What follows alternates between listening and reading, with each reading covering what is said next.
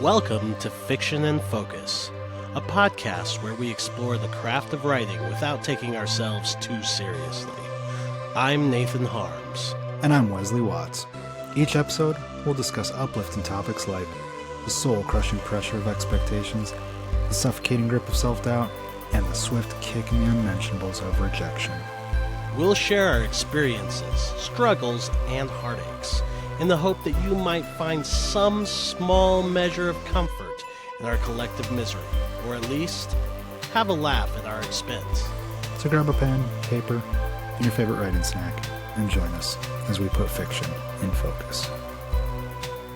Welcome, word nerds, to the second episode of Fiction in Focus, the podcast where we talk about writing, books, and everything else that concerns us being creative.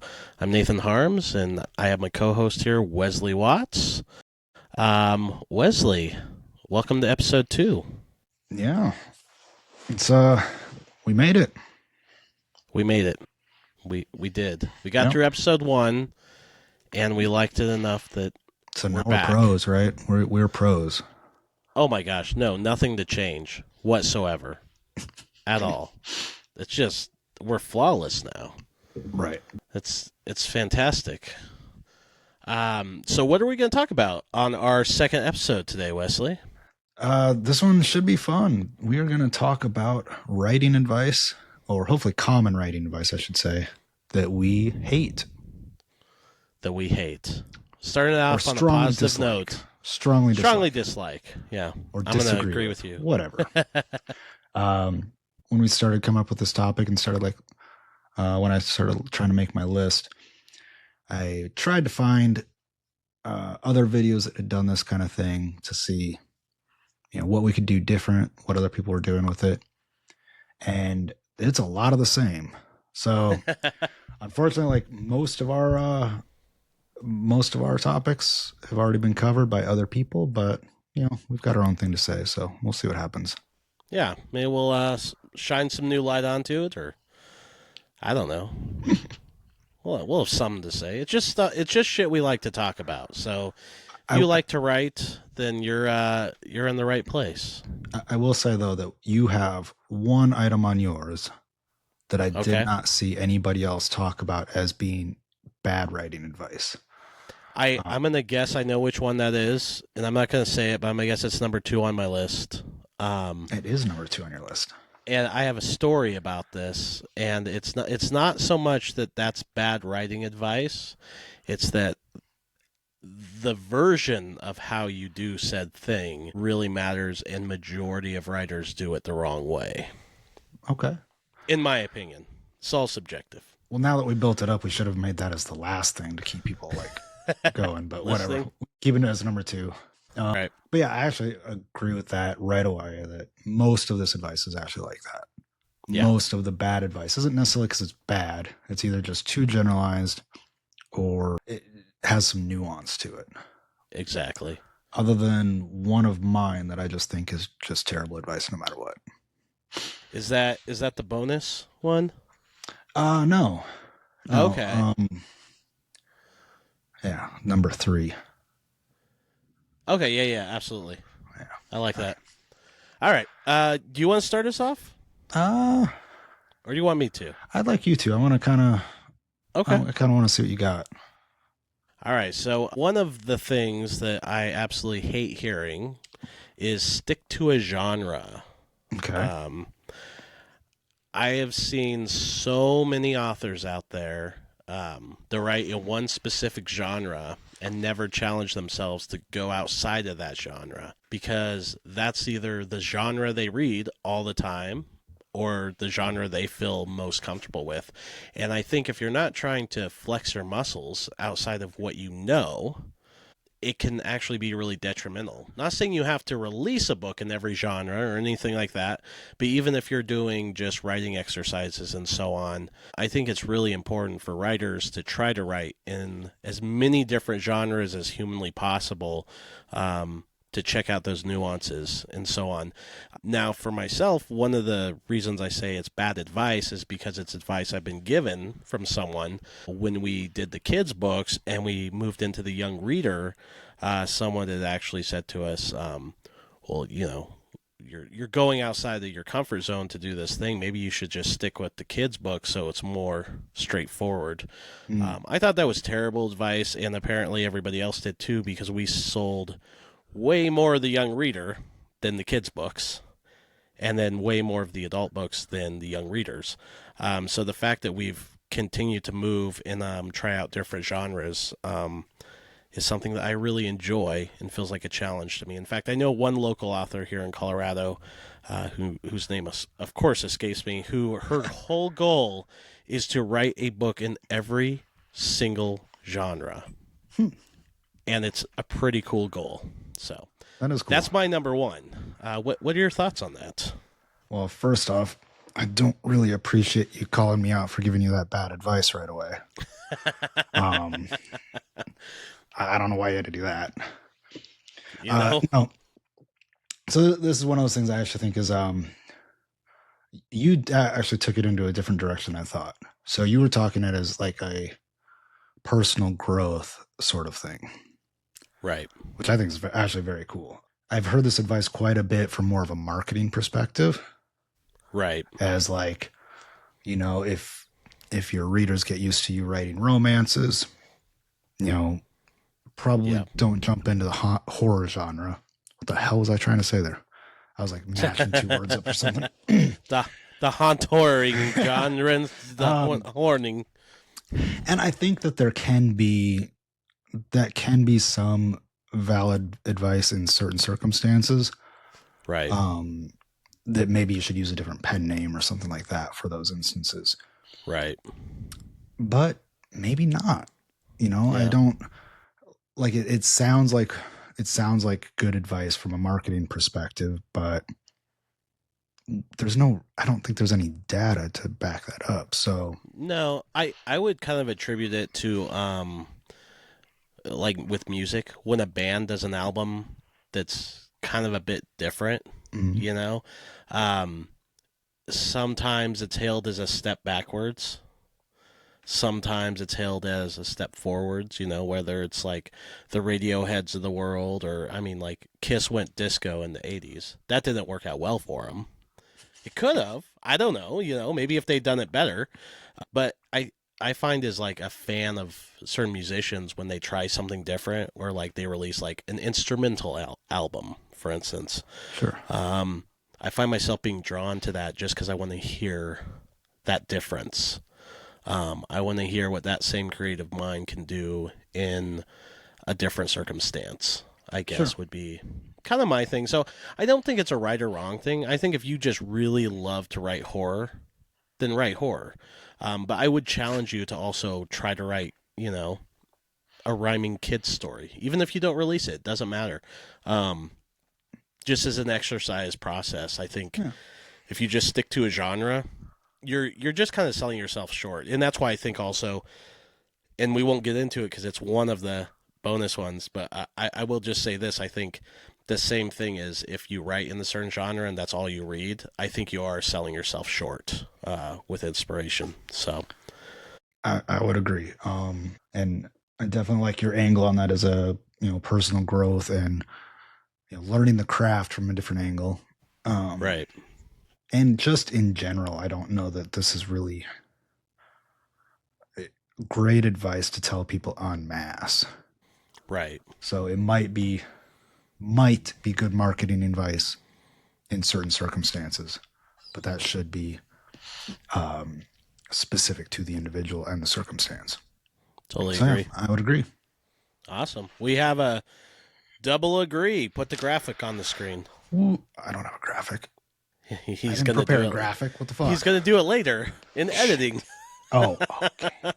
I forgot I can do that. Okay. All right. All right. So let's go to your first one, Wesley. Sure. All right. So this one it's listed in a number of different ways of how it's worded, but basically it's write dialogue, how people talk. So every other word is Right. As I said, shit. Yeah, that's I think that is just, for the most part, terrible advice. If you need some evidence of this, if you actually do believe that writing how people talk is a good idea, I would challenge you to go out in public, turn your recorder on your phone, and just eavesdrop. As long as that's legal, I think that's legal. If you're in public, yeah, just record some people, just having some conversations, take it home, transcribe it, and see what that is like to read. People talk in circles. They oh yeah. go nowhere. They have weird segues. People in general are not terribly great at communicating. And if you want to create that lifelike type of persona for your characters, it's not going to actually be very good to read. So what I try to do is write dialogue with purpose and in a stylized way that almost feels like a romanticized version of the real thing. Yeah. What are your thoughts? I wholeheartedly agree on this. Very much so. Especially when I'm writing a lot of my more gothic kind of stuff. Mm-hmm. I'll have characters in there that are, children, who talk like, a well-educated 35-year-old British person. And that's okay because that's what the story needs. There's a certain um, feel that I'm going for in those stories, and if I were to write dialogue how it really was in real life, yeah, it would be boring. For one, it would be confusing. For two, it would have a lot of ums in it. No, I totally agree. I think the whole point of dialogue within a story is to progress things forward. In fact, I feel that depending on the genre you're going with, say it's humor or something like that, say there's humor within your story. If you've ever listened to someone talk who thinks they're funny, I'm sure you don't know anybody like that. Calling me out again. Just calling myself out, but you'll notice that only about half of what they say, and that's might be being generous, is actually funny. But if you're putting it into a story, you don't want to have your comedic character every line they say for only half of it to actually land. Yeah. Right? You want it all to land, but that's not how life really works. We speak as we think. It's a reactive muscle. I don't think about what I want to say at any given time. It just floods on out. And so if you're writing dialogue and actually taking the time to write it, I mean, I don't know. Maybe I'd be curious if you're a pantser and you write dialogue. Is that as close as you're gonna get to real world conversation? Here we go, dunking on pantsers again. Yeah, yeah. No, I totally agree. I think it's a weird thing to just constantly be like, oh, I think it's good to write your character for who they are. Like that's the thing. Yeah. I think, and that's actually that would be on a good advice episode. That would be almost like a version of this bad advice. It would be write dialogue the way that your character speaks. Absolutely. But it's different than write dialogue the way every person speaks because yeah, it's a jumbled mess of just chaos. Yeah. But again, from that, like I would still say do a stylized version of Right. that character. Every time they speak, there should be a slight tag in there that's dialing it up, so you realize that that's the character speaking. Especially if it's between two characters, and you don't want to have said so and so, said so and so, said so and so after every single line, and you want to do that just back and forth dialogue where it's just dialogue across the page. So important to write your character in that sense. Right. So, yeah, again, we could do a whole episode on dialogue, and I'd like to, because I feel pretty strongly about it. But I would say this advice deserves to be in the bin. I understand where it's coming from. They want dialogue to sound realistic and not stilted. Yep. Yep. but sounding realistic and being realistic are two different things. So, Very different things. So I'm going to say double agree. double agree. So, if you're just listening to this and you're not on a video format, imagine some kind of really nice graphic. Actually, if you're watching it, just imagine that too, because I don't think I'm going to create the graphic. Oh, Lord. This is going to be a great podcast if people just imagine us being better than we are. It kind of feels like probably how my parents looked at me growing up. Oh, that got dark. Past tense. All right. So I guess number 2, this is like kind of the one that we've been looking forward to talking about a little bit, because I think this is one where we sort of disagree, but I don't think we disagree as much as we think we disagree. So one of the pieces of advice that I hate is have an elevator pitch ready to go about your book. Now, on the surface, this seems like really good advice, and to a point, it is. But my example for this takes place 5 years ago. I believe it was the first year we had done Fan Expo here in Denver, which is like our big Comic-Con. Several thousands of people coming through, and you're there for 3 days trying to sell your books. And this guy comes up to us, and he's looking at our books, and he goes, "Oh, so, what do you guys do?" And I kind of go into my little spiel, which is, I'll get into in a little bit, but then he like looks at me, he stops me, he goes, no. You got to have something better than that. You got to have an elevator pitch. And the elevator pitch sounds like this. He's like, I'm an established writer. I'm not even selling here. I'm just a guest on one of the panels, so I'm kind of a big deal. Turns out this guy, yeah, no, he really did. I swear to God. Turns out he wasn't really a big deal. He was just like a self-published author who like knew another author there and was like on some other author's panel with like 20 other authors. It's one of those guys. Still, good for him, but yeah, no, probably not in a position to, no, give a ton of advice.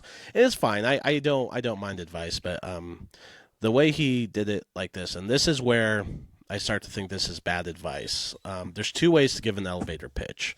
You can give an elevator pitch about your product or an elevator pitch about your story. I recommend not doing an elevator pitch about your story. And what I mean by this is he would go, so imagine, if you will, 400 years ago, there's like, okay, so you have Santanese is his name, and then his second cousin. All right, she's crazy, she's wild, man. And there's a war for the 2 valleys of the dragons, and there's a special, and then every single person you're talking to does exactly what you're doing, and just going, oh my God, what is happening here? We're not great speakers as authors. That's probably why we write. And so I found that 99% of the people who give an elevator pitch about their story and try to really do this exciting thing that they practice in the mirror, people's eyes completely glaze over. What's a better example is, for instance, from an author named Dido Abbott, who I met. This was the guy who taught me how to sell books, basically. Okay. He would stand there with his one book, and he'd say, hey, you like Hitchhiker's Guide to the Galaxy meets Indiana Jones? And people would go, yeah, that sounds cool. He goes, cool. He'd hand them the book and say, hey, check out the back of the book. It tells you what it is, and if you have any questions, let me know. And this dude sold everything. That was it. That's all he did, because he let the book sell itself. He presented them with a genre. It didn't scare people away. They didn't have to sit there and listen to your 30-second elevator pitch. Now, if they ask you about it, here's where I kind of disagree with my own opinion. If they ask you what your book is about, you should have something prepared. You're probably not going to sound the smartest. You're probably going to stumble over it quite a bit. But I find that people get really weirded out with authors trying to go into a whole 30-second elevator pitch. Okay. And it just, their eyes glaze over. I've never sold a book because of that. Our elevator pitch is this. People walk up to the table and we say, do you like to read? And they go, yeah. And I go, what kind of stuff do you like to read? And they tell me, and depending on what they say, if it's fairly obvious, I grab the book that I know they'll like and hand it to them and say, "This is your new favorite book." That's my elevator pitch. That's it. Now, if they're like, "What do you do?" I'll say, "Well, we do kids' books, fully illustrated, rhyming, kind of in the vein of like a Dr. Seuss. We have our young reader sci-fi graphic novels, kind of a mix between Guardians of the Galaxy and Harry Potter, fully illustrated throughout, but a traditional novel. And on this side, we have our gothic mysteries that range from whimsical, a little bit more creepy, horror, fantasy, and tragic romance." That's my pitch. I'm not really telling them what the stories are about. I'm just bringing them into something, one word catching their eye, And their giving them ear. the genres. The genres. And usually, if they're into any of those genres, if they're into sci-fi, they're going to gravitate towards book A. Now, again, this is just me. It's my opinion. In doing a lot of conventions, I've never seen the elevator actually really work. The elevator pitch work for authors trying to sell direct to someone or to get someone who's an avid reader to pick up the book. Okay. So that's my rant, and this is all based on personal experience. But I'd be curious to know why you think I'm wrong, Wesley. Based on what you just said, I don't. So let me I should have taken notes as you were talking. Let me try to take this backwards from what you said. Okay. First, I think what you're doing is smart there, particularly when you have everything laid out and you're giving them genres. Because what's the first thing that you see when you walk into the bookstore? Your genres are listed. Yep. Sci-fi fantasy is over here, literary is over here, children's is over there, whatever. And that's Adult where you section. go. Yes. So that's smart. Your elevator pitch is good. The elevator pitch the pitch that the author that you quoted used, what was that? That was something in Indiana Jones. It was a mashup pitch. Yeah. I think where we disagree is actually just the label. The elevator pitch comes from cinema. Right. So it comes from, I'm trying to sell this script. I've got this producer in an elevator. What can I tell them to make them actually look at the script? Because they're getting hit with 50 scripts a day. Right. And the advice that's usually given is that it's one sentence, 2 sentences at most. Yeah. It's not this rambling thing about what the story is actually about. Yeah, it's just yeah. something quick and succinct. And often the examples are the best examples that are given, and the advice that's given when you're in the script world is doing a mashup, exactly what you said. So I guess the main point of disagreement I have is that it's not an elevator pitch, is what a lot of authors are doing, maybe. That's what I would say, yes. Yeah. They are rambling about their book, or they're giving a synopsis. Yeah. Even if it's prepared, so maybe it's not rambling, but if it's a synopsis, that's too much. Yeah. They should have 1 or 2 sentences, preferably to call upon things that people already know about. And actually, harkening back to our last episode, Me and the Machine, if I'm going to plug my book again, what I would tell people, it's the 1984 movie Under Siege, but instead of Steven Seagal, Malcolm in the Middle has to save the day. I love that. Oh, wait, I missed something in there because I normally say in Under Siege in space. Whatever.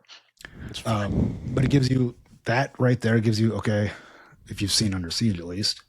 Yeah. It gives you kind of the idea of the plot. Space gives you the idea of the setting. Yep. Malcolm in the Middle gives you an idea of the main character and the conflict. So, absolutely. No, it's a good call, and I think maybe that's my thing. I think that in general, the world of authors, while being far less cutthroat than the world of like musicians, you and me know all about that place. Yeah. It is a much more supportive place, but it's so funny. There is, if you go down like Author Alley at some of these places, and they'll have like the whatever league of Colorado writers over the science, like 8 people in one booth trying to sell their books as you walk by. Yeah. And it's just 8 people all talking at the same time going, in a land somewhere out there in the past arises a hero from, and I'm not even joking, it's every single one of them. And they consider that to be their elevator pitch is what they would call it. But like you're pointing out very smartly is that that's not really an elevator pitch. And in fact, I like it's basically just a vomit of a synopsis. Yep. And again, I will probably go back to this every single episode, I bet, in some way. But us prose fiction writers can learn so much from the script writing world. Absolutely. And that's one of those things. Yeah. So I guess we, in a weird way, we kind of disagree on this. In a weird way. And we also, I guess I kind of even disagree with myself in a way, if I'm looking at it from what I would consider calling something. So, maybe we can just say their elevator pitches are bad. yeah, just have a good. I guess good that's the thing. pitch. Have a very, very, very simple elevator pitch. There I you mean, go. just as simple as humanly possible, and then that synopsis on the back of your book, have that be the thing you're trying to ramble out and make sense, and then just hand them the book. That's what I found actually works the best. Now, granted, if you're doing online distributions, you can't do that, but if you are doing book signings or conventions or whatever, hand them the book. Yeah. Just put it in their hands, and if you put that book in their hands and just kind of be quiet and don't bug them, they'll probably buy your book. If it's worth a shit. No, just kidding. They don't know. They haven't read it. Everything could totally suck. But yeah. Okay. Cool. All right. That was a fun one. It was. That was good. I felt like I learned something from that, which I appreciate, because in the world of writers here in Colorado, they call rambling elevator pitches. Sweet. So you learn something new. Maybe it's a regional thing. Maybe. I think it's just I think a lot of prose writers, especially with the advent of self-publishing, which I'm not knocking. I love self-publishing, but I think what we lost when we kind of got rid of the gatekeepers was the element of having to be educated before you get published. I mean, educated about these types of things. Absolutely. All right. Absolutely. All right. I like your next one. This next one, I might actually disagree with you on a little bit. So. I think you might. Yeah. And it might be one of those perspective things, and maybe we can find a way to meet in the middle, or we'll just slug it out, whatever. There will be no episode 3. It ends right here, folks. Right. We're going to both be moving on to different podcasts with different names, with different co-hosts after this one. Because fuck this guy. Right. All right. No, my number 2 for bad writing advice is find your unique voice. Why I think this is bad, it's usually given to authors who are early in their progression, when voice is not really something that I think that they should be worried about yet. Yeah. They need to learn the elements of story, the elements of character, and basically just how to finish a book. That's a very difficult thing to do. Yeah. And I think people get too worried about, is this voicey enough? Do I have a voice? Am I unique, or am I saying something new, or whatever the case may be? They get this ingrained in their head. And this is something that actually comes down a lot from when you speak with literary agents and things like that. They want a unique voice. Yeah. So I disagree with it in that way, that not necessarily that it's a bad thing, but that it's given, that the advice is taken too early. And then I would also look at it this way.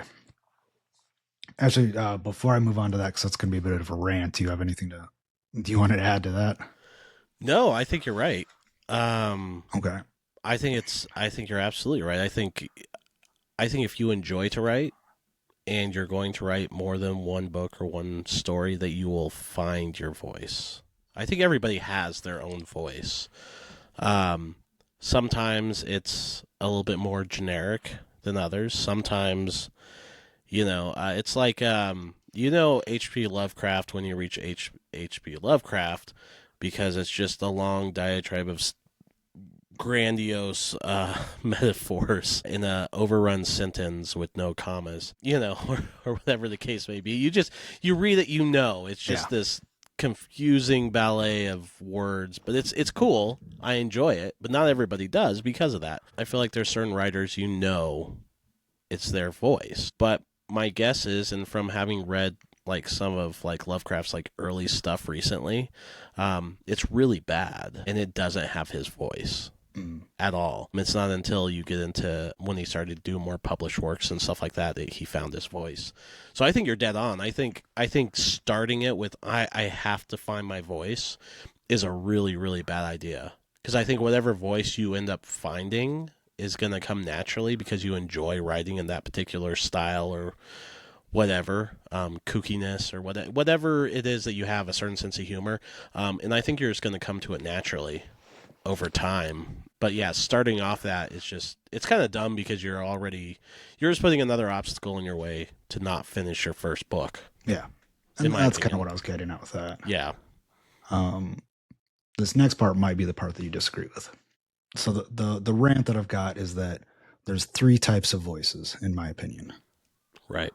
There's the very, like you're looking through a clear pane of glass. Right. So this prose is usually very basic, very workman style. An example of this that's famous might be Brandon Sanderson.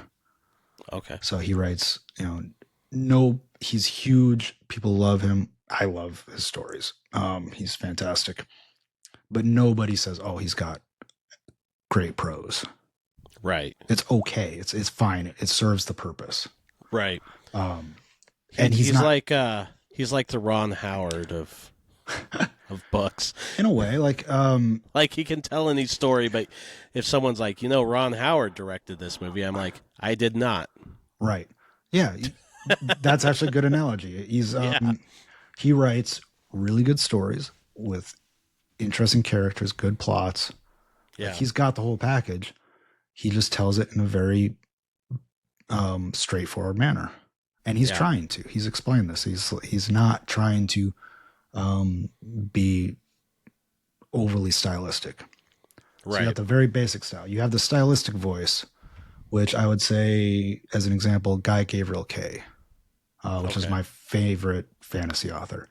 Yeah. He's one of those authors, just like you mentioned, like H.P. Lovecraft. You know when you're reading a Guy Gabriel Kay novel.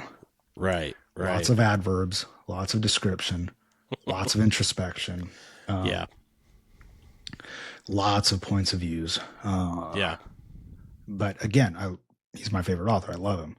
Very different style. And he does have a style. And then the third voice that I don't hear people talking about very much is character voice. And this is why I think find your unique voice might be a bad idea. Right. Because if you write each character, each story from where it needs to be told from, you got a big weird smile on your face. I think you got something to say. No. Don't you? No, I like this.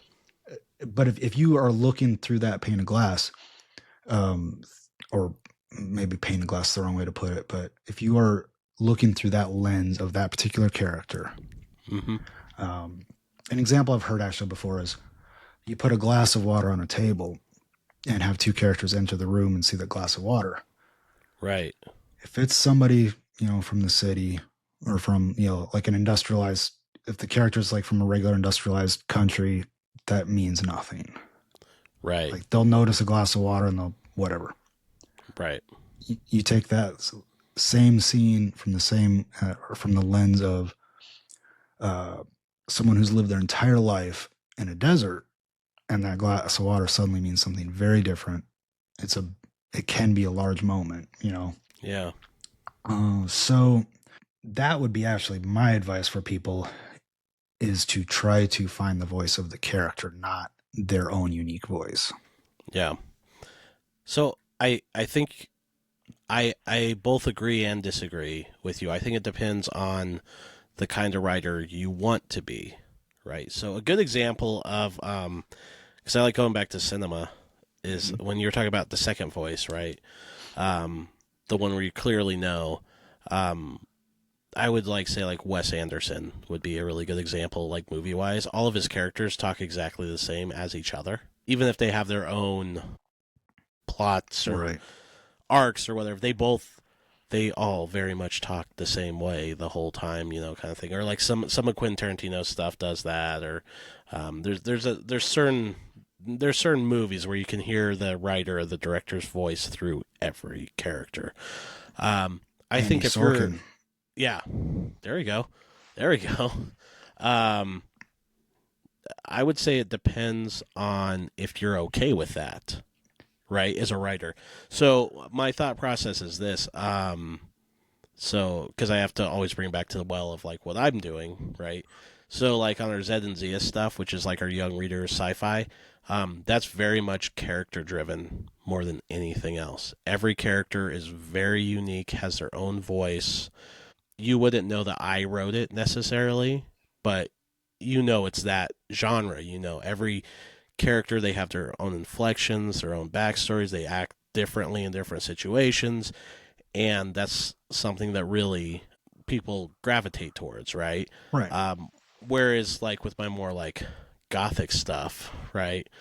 I say gothic stuff, but my novellas, they tend to have the same vibe to them. And if you read one character and you read another character, although they might have slight differences, there's a stylized choice in there with the words that they use and so on and so forth that I think would drop those into almost that secondary genre.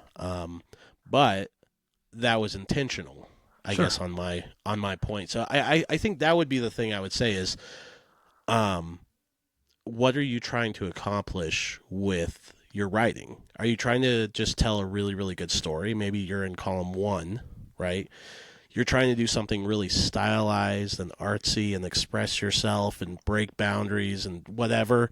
And it's more like a vanity project in a weird way where you're just doing it because you love the craft. That might be number two, right? That might be your voice is that, yeah, your characters maybe do have a little bit of the same traits, but that's what you're going for, kind of thing. And you can just always roll back to, like, yeah, I know. That's what I'm going for. Or number three, I think if you're really trying to gravitate beyond that, and almost merge the two things together in a weird way, I would say column three kind of works for you because it's like you're telling a good story, but you're really letting the characters' voices lead the story. So Yeah. I don't disagree that it's bad advice for people to um, find their voice early. I think though, if you find your voice and you're happy with it, um, go with it. Just be prepared. It's kind of like there are certain books out there that are really hard reads to get through. There's one called S. Um, Gosh, I can't think of who wrote it, but I know J.J. Abrams was involved with it too, and it's like you have to read the book three times in three different ways to get the full story. It's an insane thing. That's creative. Yeah, it's pretty cool. I'll we'll have to do a series of like books we love, and just show books. But that was like one that probably wasn't going to sell to the masses if you have to read the book three times to Oh yeah. understand the story. But That sounds they did it. challenging. Oh yeah, but they did it because it was challenging, because it was fun, and because they were trying to do something different, and that was the voice for maybe that book or maybe that Sure. author. Um, so I think it's just don't be defined, and also I would say actually a better advice in a weird way would be don't don't expect your voice to necessarily be what you think it's going to be. Like don't be married to it because your voice might be something totally different. Um, you Yeah, know, I think that would be solid advice. And I kind of want to yeah, walk back one of the things that I said, because I think at the end of my spiel there, I said that number three was, I don't know how I worded it, the best or preferred or something like that. And I didn't actually mean to say that. All three of those buckets that I kind of described, I think are Right. valid. Yeah. And that's the only reason why I think that this find your unique voice is bad advice, is because it's only giving advice for one of those three buckets. Right. So 100%. if you Absolutely. Yeah. Yeah. Yeah. Yeah. No, that's a really good point. Is that because you're gonna feel like you don't have a voice if you're like, well, I just have good stories, yeah, right? and Yeah, you don't have to have your own. You absolutely don't have to have your own voice. Your own voice is the story itself. That is your personality and your story. So, yeah. Wow, we've gone through 4. holy shit. All right, so I guess it bounces back to me. Is Yep, it me? All right. you're number Okay, 3. so number 3 on my side, and guessing from the time, and if you're listening and looking at it, this will probably be our last one for this episode. But we'll see how it goes. But we'll continue to revisit this as we go forward. So my number 3 is don't mess with writing format, font size. I hate this advice so much. I love seeing authors do funky stuff in their books. I love when random words are bigger, or they have like one line in the middle of one page and nothing else around it, or something strange, something weird, something off putting.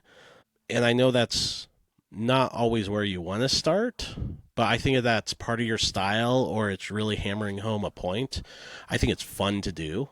I don't think everything has to be Times New Roman. I think if you have an angry character talking, you can change their font or something, or um, I don't know. It's something I haven't heard a lot of, but I've found from a lot of fantasy writers, especially, which is weird because they spend like a lot of time making their own maps and shit like Mm-hmm. that. Um, they're like, don't mess with format. Like, just you want it to be solid. You want it to be like the words of old. You know, those every book that's ever come out before, and just stick to the script. I'm not saying you should go out your way to mess with font format, size, whatever. But I think if it services the story and it's kind of fun, I have a buddy of mine who writes kids books and or like young reader books, and during some of them he'll have little text messages between characters on the page, and they're actually like graphics versus Sure. font. And it's really cool. You know, it's really unique. I find, but there are some, I'll say, just a little bit more classical. It's like the classical artist of the book industry that's like, no, you can't do that. So I don't know. I find that to be bad advice because I think anything that stifles your creativity is bad advice. Okay. And it's kind of like for me, it's like a weird place to die on. Like it's a weird sword to die on. Like no, it must be size 12 Times New Roman, or whatever. Like whatever their preferred font is. I don't know. Thoughts? I have some thoughts. Oh boy. Yeah, I didn't think we were going to disagree on this because I thought you were going a different direction. Okay. I did not think you were talking about produced saleable books. Yeah. So I would say, obviously, if we're talking about children's books, picture books especially, or anything middle grade or younger, all those rules should be off the table. Right. Anything you can do to like catch that child's attention and keep them reading longer Right. is amazing. Like Yeah. I am all in for that. For books aimed at adults, there's a number of different fonts that are used in traditional publishing, Right. and a number of different sizes, roughly. Like they're all usually sans serif fonts and look fairly similar, Right. and are fairly similar sized. Justified to both ends of the page and all of that stuff. I would say it's good advice not to mess with that stuff if you are trying to have your self-published book stand against traditionally published books. Right. because anything that you do outside of that is going to immediately draw attention to you being a self-published author. Right. If that's not something that you care about, or if you're even leaning into it, have fun with it. Yeah. But I think that you are actually taking a risk of turning some readers off, Yeah. particularly depending on how far you go with it. But yeah, going too far with that, I think, I guess there's nothing wrong with that. But again, you're shrinking your possible audience, Yeah. and maybe it's the words that should matter, not the presentation. Right. I I don't know. think I think again it kind of goes into what column of writer you're in, not to go back to like what Yeah. we were just talking about, but in finding your own voice or whatever, I do think that if you are in that column two where you're just like just doing something to make art, and if it gets picked up or not, it's whatever. Um, then I'd say, yeah, for sure, just have fun with it. Do whatever you want. Yeah. Go crazy. Put words backwards in the page. Whatever. Um, but I will agree with you that if you're writing something that has a traditional vibe to it, or that you want to be accepted by the masses on an immediate look, you probably don't want to mess with that stuff. I think it's just more like it's kind of like when Bob Dylan picked up an electric guitar. People are like, "You can't do that." He's like, "The fuck I can't." You know what I mean? Right. I kind of feel that same way with sometimes within the literary community, that whenever someone tries to do something a little bit different, they're like, "You can't do that." And then, you have that person who's like, "The fuck I can't." And then they do it. And that's kind of like, if you're okay with doing that and you're okay with limiting your audience, like you were saying, I think it's totally fine. It's great. And even if that person doesn't do a great job at it, they might open the floodgates for someone else to try it and succeed at it. That's a good It's point. kind of like, like I feel like within the community, we should just try stuff. Just throw everything at the wall and see what sticks. And it's not all going to stick. You know what I mean? But I found, especially in a lot of my writing, like I really do enjoy the idea of, having moments in the chapter that aren't traditionally fashioned, Sure. as far as format goes. And there's always reasons I do it. It's not just because I'm like, I feel like doing it today. It's like there's a focused reason. But having said that, if I didn't feel comfortable doing that, or I wasn't called to do that, I wouldn't do that just to do that, if that makes sense. It does. And even though if someone was coming to me and asking, should I do something like this, I would probably give the same advice of saying, you know, if you want to, sure, just know that you might be limiting your audience. Right. I Yeah. do agree with you that it shouldn't be our community's place to tell people, no, you can't do that. You're breaking some kind of rule. If they Yeah. want to do it, and let the audience decide. Yeah. But that kind of actually reminds me of the early days of ebooks. So this is going back a long time, but you're probably not familiar with him. Well, maybe you are. J.A. Conrath. Have you heard of him? No. So he was a mid-list, mostly horror author. Okay. Kind of like a little bit in the Dean Koontz realm, that sort of thing. Okay. He had a very popular blog about how to get published. And Yeah. his thing was basically keep trying until you make it. Keep Yeah. trying to sell that book until somebody takes it. Yeah. So that's the advice he was given for years. And then self-publishing came along, and he went to self-publishing. Yeah. And he started doing better. He started selling more. He started actually like giving the community, through his blog, very detailed data about his sales, his income. Very forthcoming person, Yeah. giving advice on that. And he had some pretty crazy ideas about ebooks.